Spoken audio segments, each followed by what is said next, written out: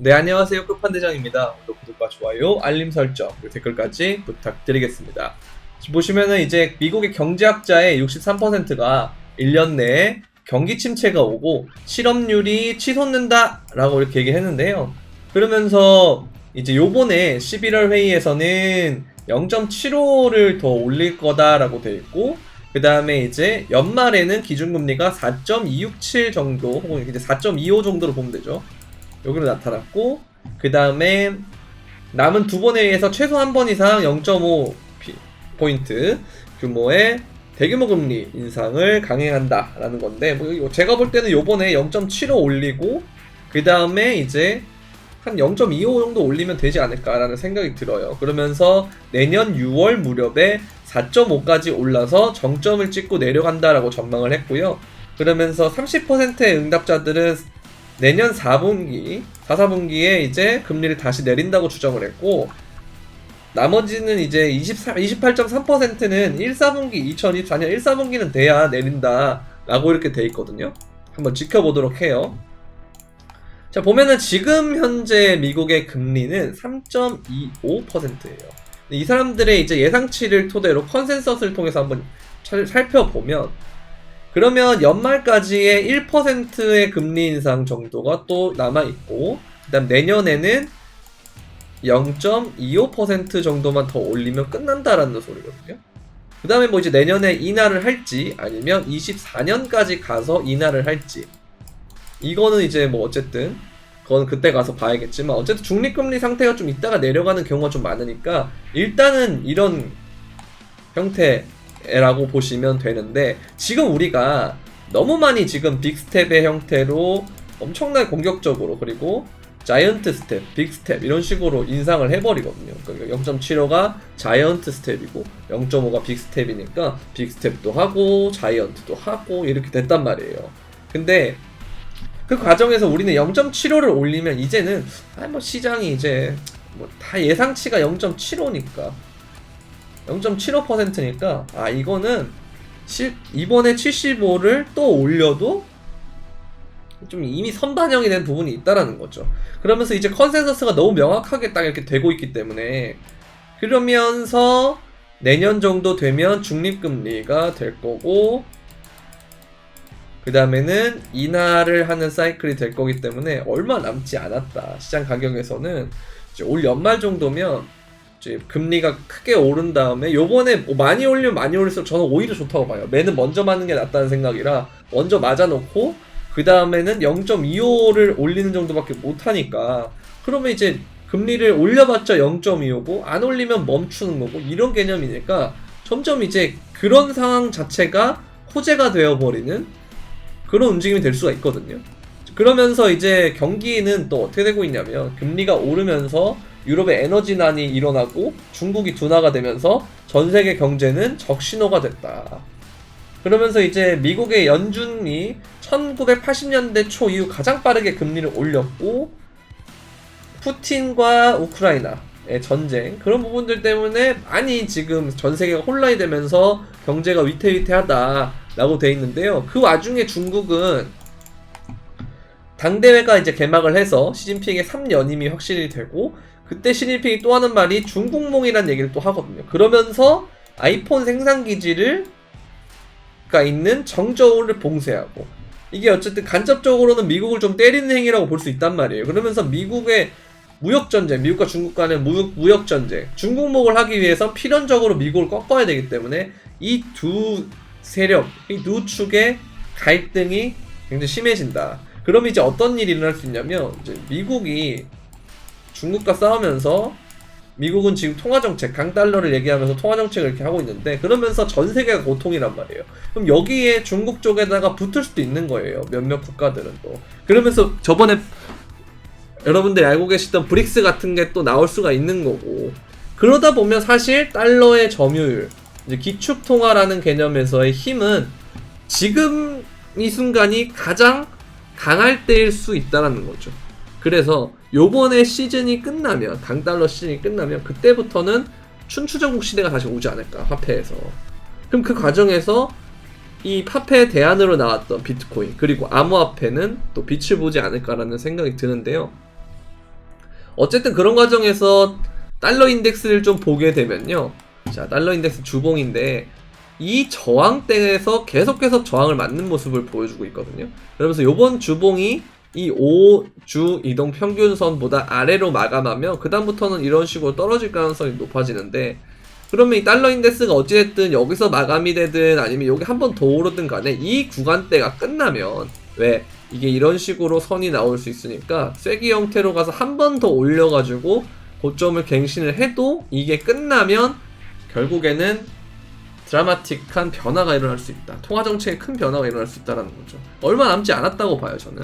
그래서 뭐 연말 정도가 되면 윤곽이 다 나오지 않을까라는 생각이 들어서 이 부분은 되게 긍정적이다라고 생각을 합니다. 자, 그러면서 비트코인을 한번 살펴보면요. 비트코인은 지금 이렇게 수렴의 형태를 이어지고 있는데, 이 수렴을 상방으로 돌파하게 되면 또 위로 움직임이 나오겠죠. 뭐 당장 뭐 여기까지 간다, 23,000, 뭐 25,000 이렇게 가는 건 아니고 단기간에 좀 오를 수 있는 상황. 근데 이제 선물하는 분들은 이런 움직임이 되게 예민하기 때문에 선물하시는 분들, 그리고 선물 단타하시는 분들은 이 움직임 참고하시면 되겠고요. 그 다음에 비트코인의 일봉을 보게 되면 지속적으로 17,600에서 시작되는 이 지지선을 계속해서 지키고 있어요. 오랜 시간 동안 지키고 있고요. 이걸 주봉 형태로 좀 확인을 하게 되면, 자, 주봉에서도 지금 1, 2, 3, 4, 5, 6 지금 6주 동안 계속 이 선을 지켰다는 거. 그럼 계속 가면 갈수록 이 지지선의 힘은 세진다 라는 거죠. 그렇다는 건 얘가 깨지더라도 결국 몸통으로 이렇게 마감을 해버리니까 이 지지선은 굉장히 주요한 선이 된다. 그리고 6주 정도 지켰으면 한 번은 이렇게 올라가는 무빙이 나올 법해요. 그래서 지금 이게 전체적으로 수렴이다라고 하면 뭐 이런 형태가 나올 수도 있거든요. 그러면 이번에 이렇게 위로 올라가는 과정이 나올만 하다라는 거죠. 이번에 이렇게 올라가는 과정이 나올만 하다라는 거. 자, 그러면서 이걸 뒷받침해주는 부분이 뭐냐면, 지금 저점을 계속 낮추고 있는 상황인데 보조지표의 RSI의 저점은 지속적으로 높이는 상태거든요. 이거는 결국 다이버전스인데, 이게 주봉상에서 뜬다라는 거, 그리고 연속적으로 뜬다라는 거는 매우 신뢰도가 높다라는 거고, 이후에 이거를 추세를 돌릴 수 있을 만한 어떤 시그널들이 지속적으로 나오고 있다라고 보시면 될 것 같습니다. 자, 그리고 케빈 오리어리가 미국 중간선거 직후 스테이블 코인의 투명화법이 통과가 되면서 비트코인 가격이 오를 거다라고 되어 있는데, 이 법안이 통과가 되면 기관들이 스테이블 코인을 사들이는 것에 관심을 가질 수가 있고, 그러면 이제 규제 리스크가 해소가 되고, 그러면서 자금이 시장에 유입이 되면서 비트코인이 아까 말씀드렸던 19,000에서 22,000달러 구간을 상향 돌파할 것으로 예상한다라고 되어 있어요.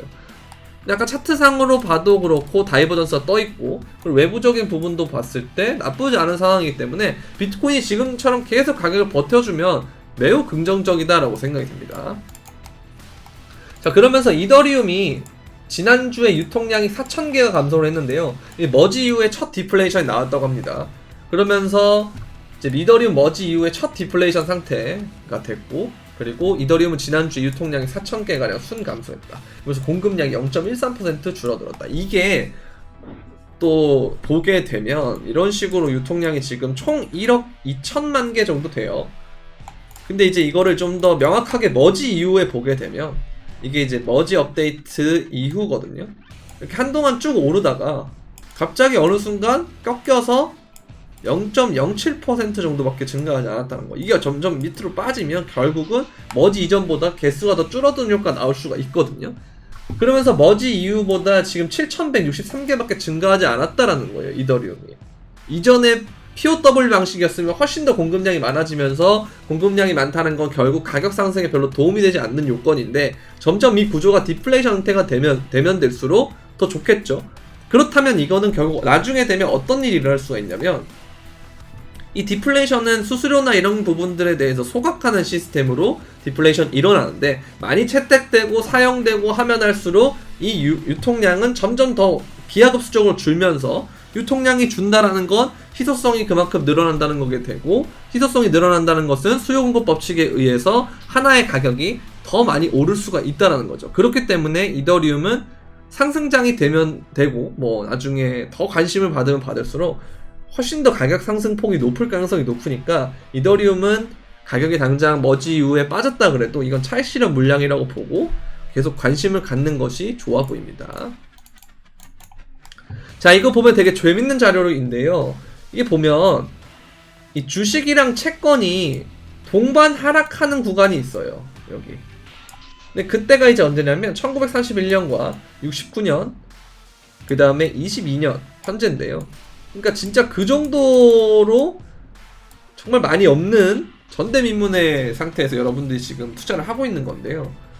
근데 주식 보통 이래요. 그러니까 2008년처럼 금융위기가 오게 되면 주식 가격은 떨어져도 채권 가격은 안전자산 형태로 올라줘야 되는 개념이 맞는데 지금은 동반 하락을 하고 있다는 거. 그러면서 이런 과정이 오게 되면 정말 몇십 년에 한 번씩 오는 과정이잖아요. 보세요. 1930년에서 69년이면은 70년이라고 보고 약 40년이죠. 그리고 70년 이후에 이번에는 한 50년 정도 되는 거거든요. 그러니까 이 정도 4, 50년마다 한 번씩 오는 구간인데 그 이후에는 2년 뒤에 필연적으로 뭐 했다? 돈을 풀었다는 겁니다. 1933년에는 루즈벨트가 금소유를 금지를 하고 돈을 풀었고 닉슨 쇼크 1971년에 그거죠. 닉슨의 금태환을 안 하겠다라는 선언을 하면서 그때 닉슨 쇼크가 발생하면서 자산 가격이 엄청나게 그때부터 인플레이션이 본격적으로 시작이 되는 그런 구조가 됐거든요. 이렇게 결국 된다라는 건 이번에 2020년이 지나가고 이제 2023년과 4년이 남았는데 결국 금리의 중립금리와 그 다음에 금리 인하를 하는 그 예상하는 과정에서 결국은 그 이후에는 돈을 풀 가능성이 높다라는 거고 돈을 푼다는 건 다시 엄청난 인플레이션이 온다라는 거죠.